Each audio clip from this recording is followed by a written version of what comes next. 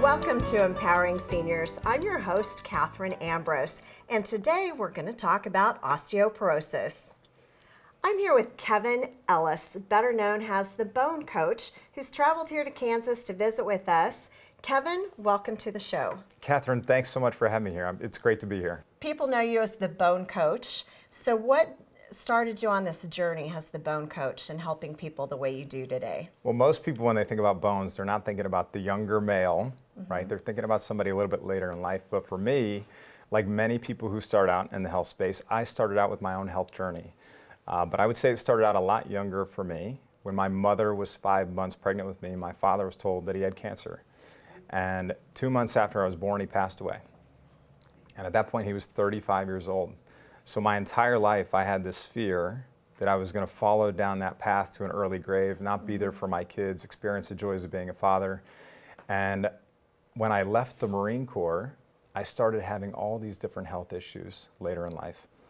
Digestive issues, high stress, poor sleep. And then I was diagnosed with something called celiac disease. So I was malabsorbing nutrients for many, many years. And then I was subsequently diagnosed with osteoporosis. So my bones were weak, and I found that out at a really young age. And here I am facing my greatest nightmare, which I thought was going to be having the same fate as my father. So I had a really strong impetus for making improvements and making changes and reading the research and figuring out how to improve my health and my bones. And along the way, I realized it's not the young male trying to figure this out usually.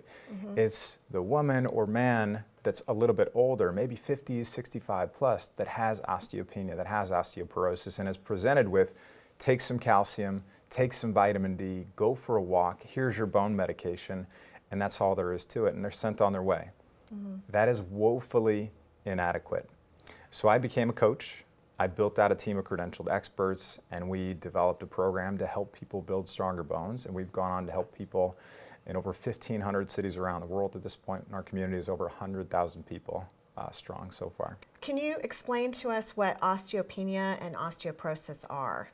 Of course. Osteoporosis literally means porous bone, and it's a condition that's characterized by either not enough bone formation, excessive bone loss, or it's a combination of the two of those things. And in osteoporosis, both your bone density and your bone quality are reduced, and that increases your risk of fracture. And the way you find out you have osteoporosis is through a bone density scan or a DEXA scan. And it's a scan where you lay down on a machine, it does the scan, it tells you your bone density, and then it generates a score.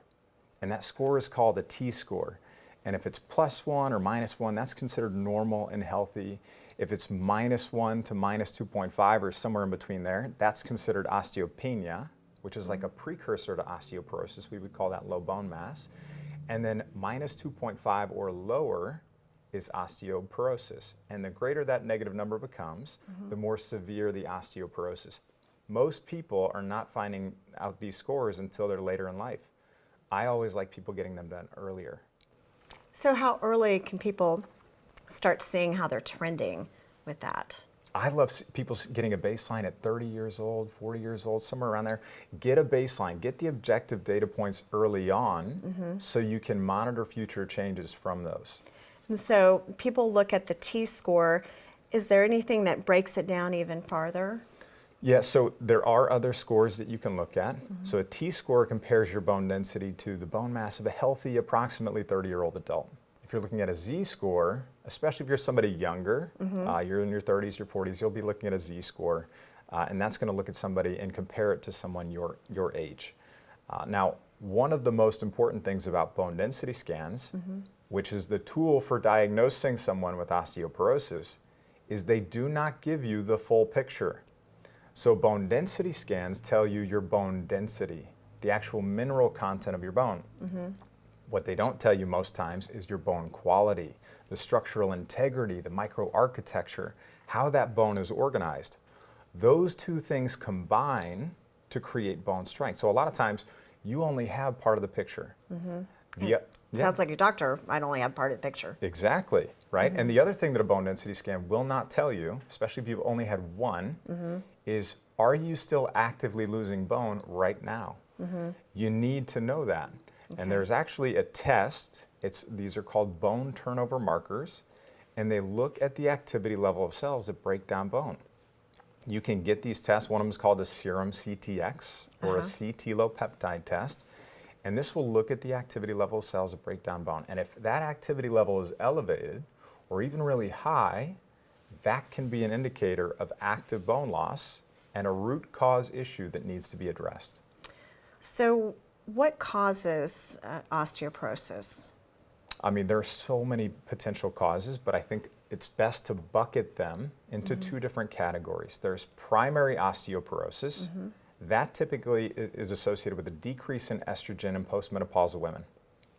Estrogen has a protective effect on bone. When estrogen levels decrease, as they do during menopause, that's going to cause an increase in the activity level of cells that break down bone. But then there's a whole nother cause of osteoporosis, and that's secondary osteoporosis. And that's where it occurs as a result of behaviors, disorders, diseases, conditions, medications. All of those things could play into this. An important note we want to make is we don't want to make an assumption that it's just a natural part of aging, it's going to happen, or that it's just hormones, and we don't investigate things further. We want to look further. And some of the contributors to that, I mentioned medications, glucocorticoid medications, prednisone will contribute to bone loss.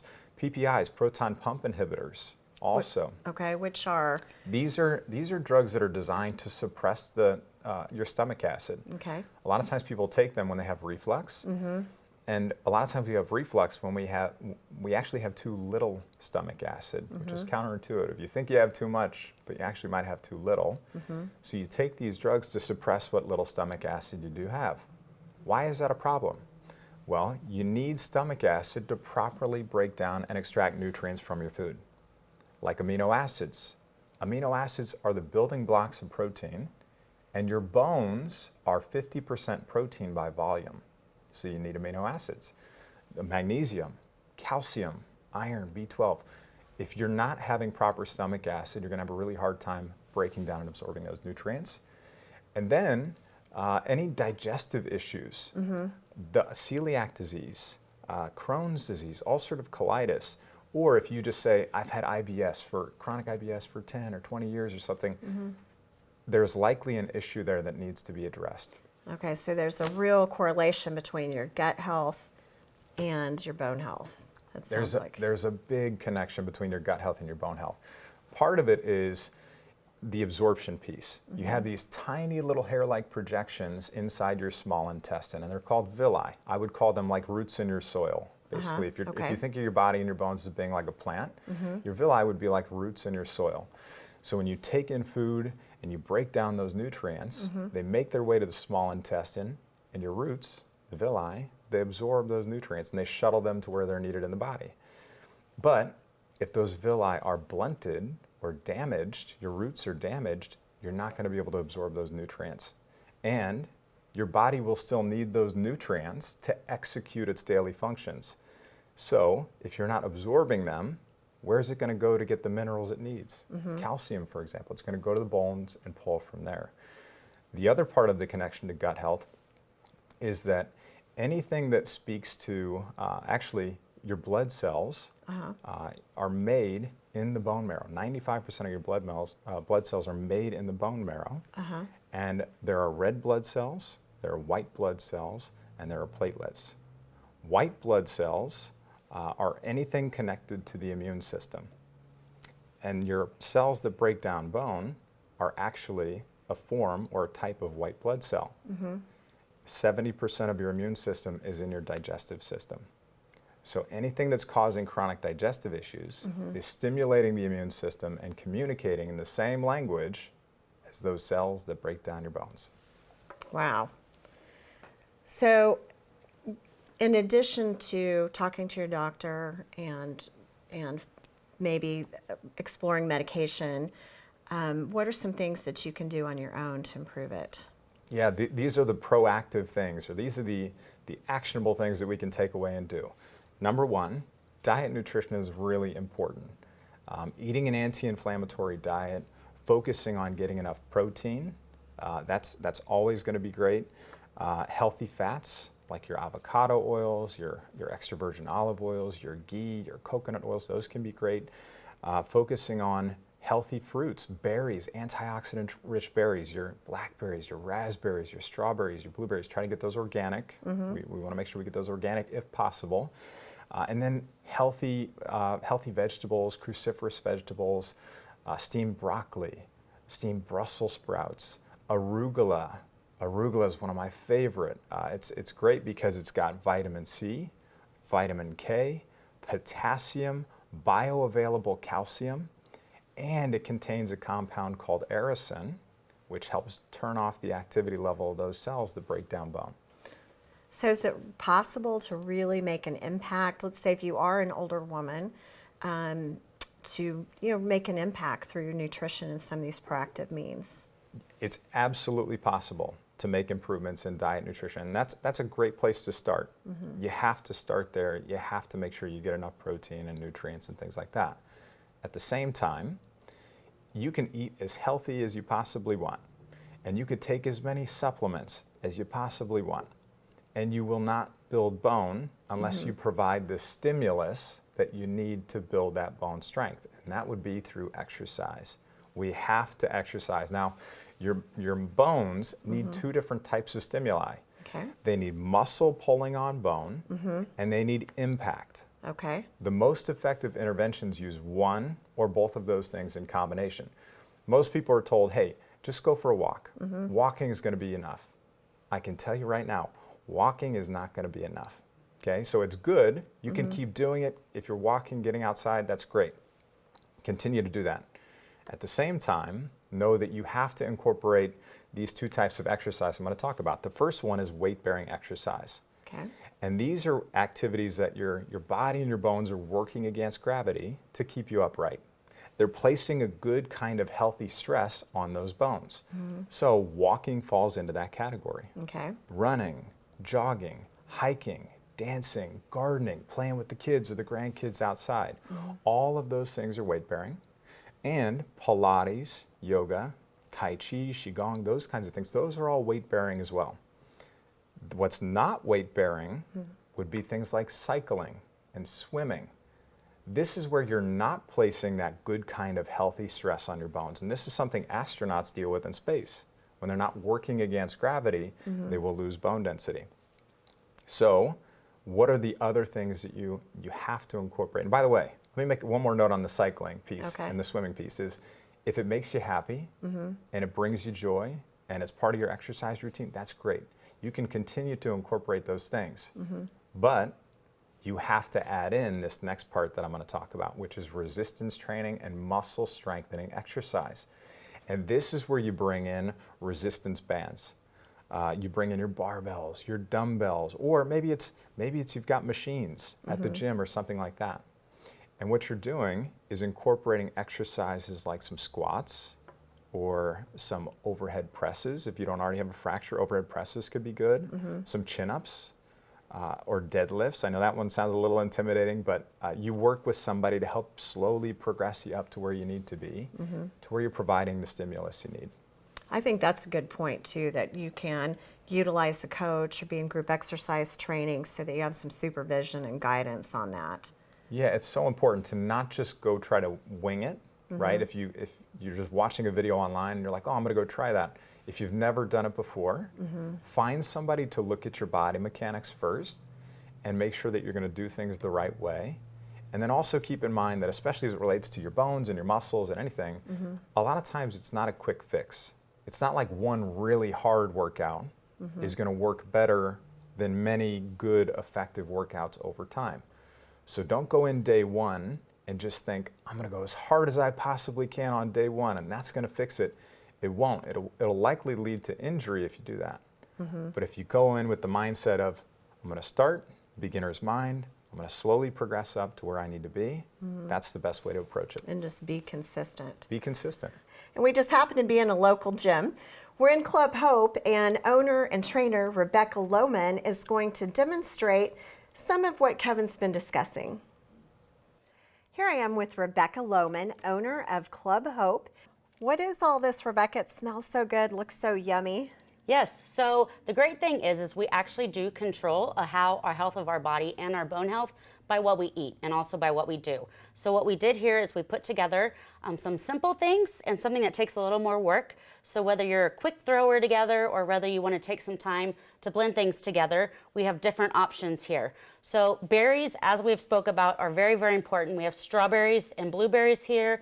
Kale, again, different ways that you can prepare it, but is very good for you in many ways, especially in your bone health. Broccoli as well. So as you can see, if you're going, people always go to dinners, things like that. This is a good way to bring health with you and to help share health with others. And maybe people would even ask you, like, what is that? And the more colorful, the more it appeals to an audience, especially children. But for those who like to do smoothies, we've also have options for smoothies as well. We have a banana, which is for texture. Kale, we put in a little bit of kale for the green, the leafy greens, very good. Strawberries, we also put in blueberries. Then we have our milk product, and then we also have our yogurt. We put it all together and we blend it in, and basically we create our little smoothie here, and we made it a little fancier because we always want it to look appealing with some strawberries and blueberries on top. Would you like to give it a try? You bet. All right, toast to your health. To good health. And so it's pretty easy to make a smoothie. It's very easy, yes. We can make this smoothie in about 2 minutes. So it's stuff that we have. You can get it easily at the grocery store. You definitely want to look for organic when you can.